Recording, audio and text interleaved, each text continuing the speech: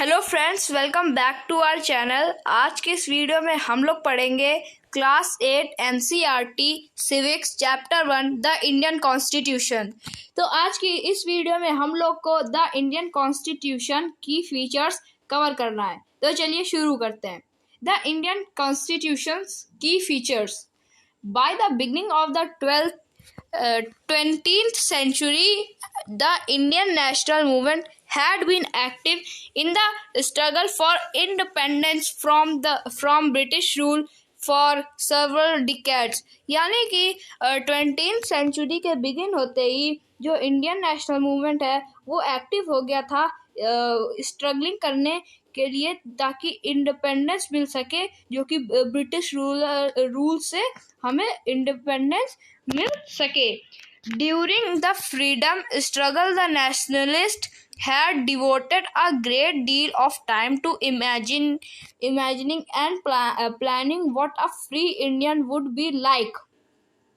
यानी कि जो ड्यूरिंग द फ्रीडम स्ट्रगल, यानी कि फ्रीडम स्ट्रगल के वक्त the nationalist had devoted a great deal of time to imagine and planning what a free India would be like. मतलब कि जब इंडिया को फ्रीडम से मतलब कि जब इंडिया स्ट्रगल कर रहा था फ्रीडम के लिए, तो जो नेशनलिस्ट थे इंडिया के वो ये इमेजिन कर रहे थे जो कि फ्री इंडिया होगा वो कैसा होगा। Under the British, they had been forced to obey rules that they had very little role in making। यानी कि ब्रिटिश रूल के अंदर जो इंडियंस थे वो मतलब कि कोई भी रूल बनाया जाता था तो वो हैड वेरी लिटिल रोल, यानी कि किसी रोल में भी इंडियन को बहुत ही छोटा सा रोल दिया जाता था किसी रूल को बनाने के लिए। द लॉन्ग एक्सपीरियंस ऑफ अथॉरिटेरियम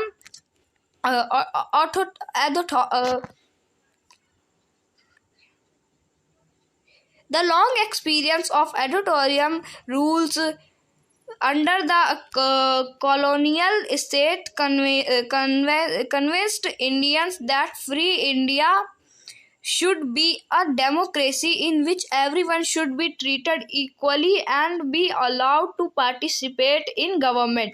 यानी कि जो लोग थे उन्होंने कहा कि जो कॉलोनियल स्टेट्स होंगे इंडिया के वो बिल्कुल फ्री होंगे और मतलब कि डेमोक्रेसी होगी इंडिया में, जाकि जितने भी लोग हैं वो सब लोग गवर्नमेंट में पार्टिसिपेट कर सके।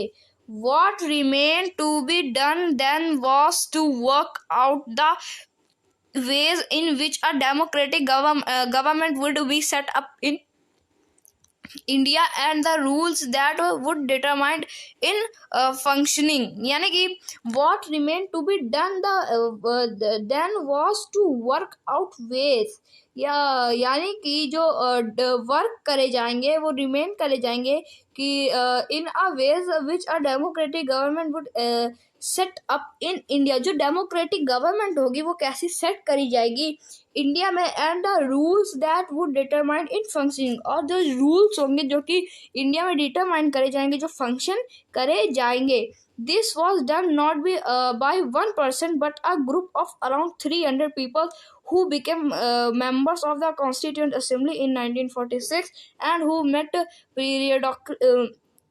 periodically for the next 3 years to write Indian Constitution। यानी कि जो इंडियन कॉन्स्टिट्यूशन था उसमें किसी एक लोगों ने नहीं, कम से कम 300 पीपल्स ने मिलकर हमारा कॉन्स्टिट्यूएंट असेंबली में, जो कि 1946 में हमारा कॉन्स्टिट्यूशन बनाया और उसके 3 साल तक उसे अपना कॉन्स्टिट्यूशन ही लिखते रहे।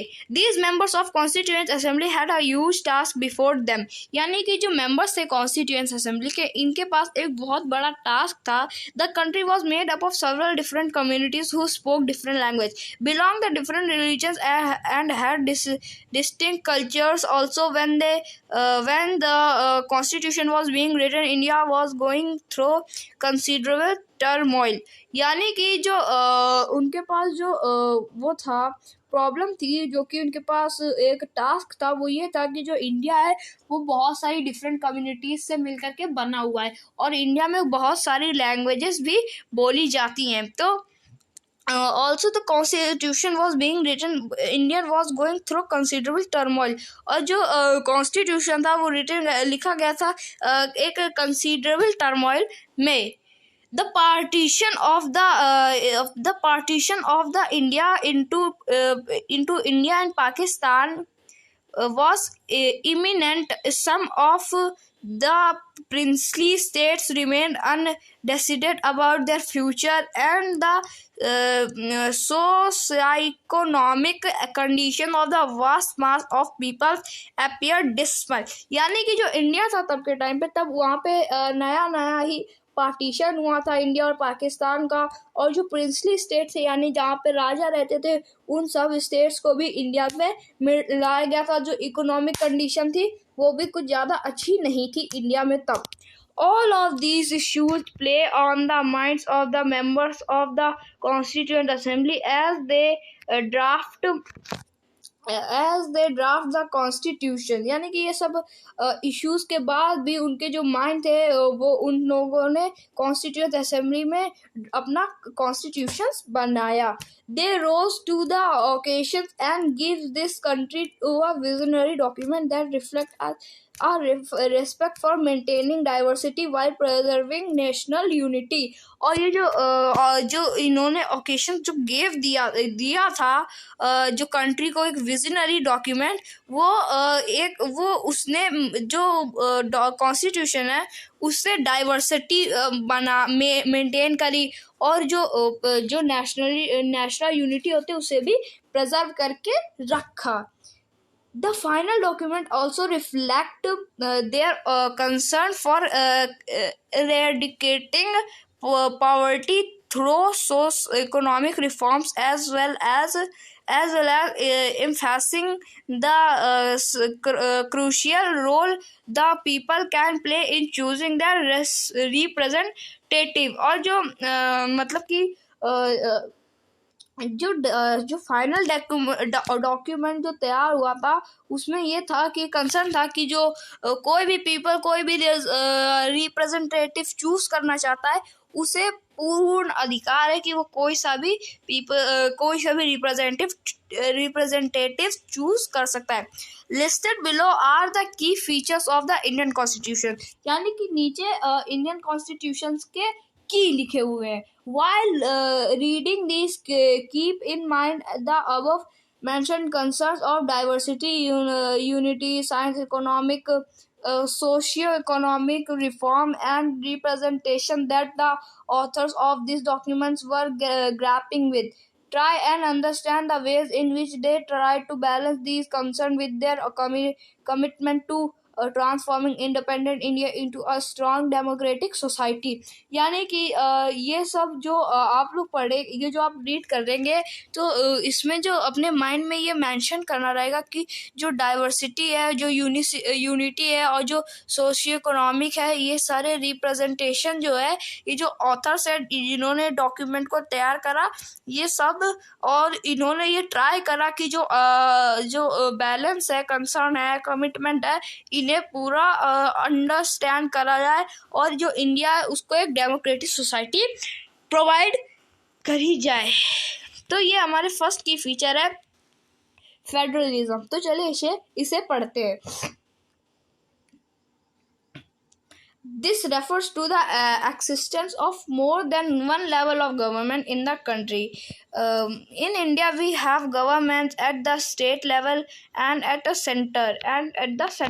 यानी कि जो फेडरलिज्म है इसका मतलब ये है कि जो ये इससे रेफर करता है कि जो गवर्नमेंट है वो एक से एक है या तो एक से 16 यानी एक से ज़्यादा भी गवर्नमेंट रह सकती है उस देश में, उस कंट्री में, उसे कहते हैं federalism.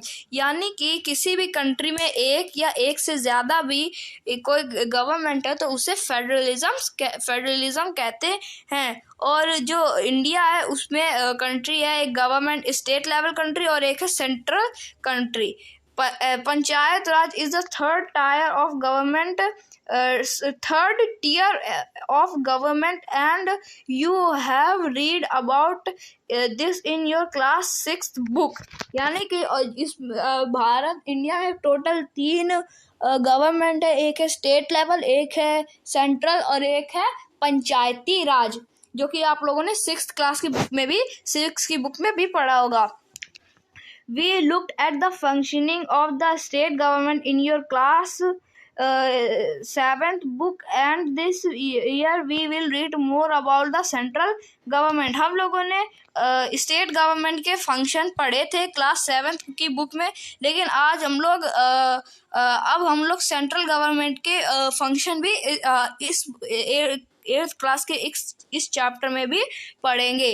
The vast number of communities in India mean that a system of government needed to be a device that did not involve only person sitting in the capital of new Delhi and making decisions for everyone. The vast number of communities in India mean that a system of government needed a device.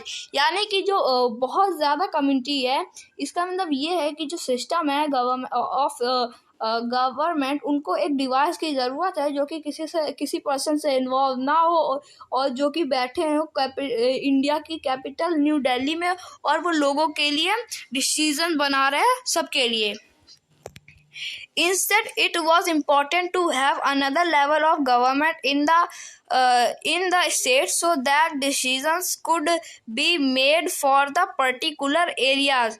यानी कि जो another level of government, यानी कि हर level of government की ज़रूरत है, ताकि जितने भी important rules regulations है वो हर एक particular area में follow हो सके.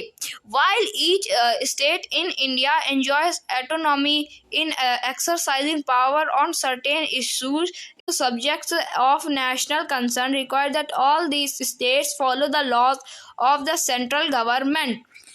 यानी कि जितने भी ये स्टेट्स हैं वो सब इंडिया के जो ऑटोनॉमी है, वो सारे जितने भी इश्यूज सब्जेक्ट्स हैं, ये सारे नेशनल कंसर्न्स हर स्टेट्स पे हो सके. The constitution contains list that detail the issues that each tier of government can make laws on. यानी कि जितने भी गवर्नमेंट है, या पंचायती राज है, या स्टेट लेवल है, या सेंट्रल लेवल है, ये सारी गवर्नमेंट अपने रूल्स बना सकती है,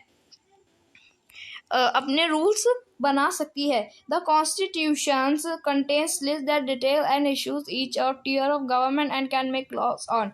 In addition, the Constitution also specifies where each tier of government can get the money from for the work that it does. और यानी जितने भी कॉन्स्टिट्यूशन में ये स्पेसिफाइज हैं, यानी जितने भी गवर्नमेंट मनी लेती है, गवर्नमेंट को जितना भी मनी मिलता है जो कि उनके काम जिनको इन्होंने काम किया हो.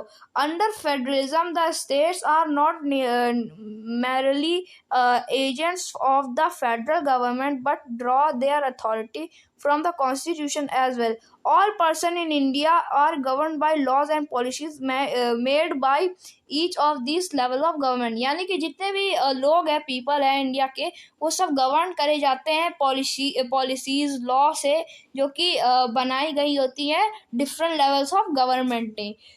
तो हमारा जो ये फर्स्ट फीचर की था फेडरलिज्म, ये तो हमारा ख़त्म हो चुका है. अब हमारा नेक्स्ट है पार्लियामेंट्री फॉर्म ऑफ गवर्नमेंट. तो ये हम लोग कवर करेंगे नेक्स्ट वीडियो में. आज की इस वीडियो में इतना ही, मिलेंगे नेक्स्ट वीडियो में नेक्स्ट टॉपिक के साथ.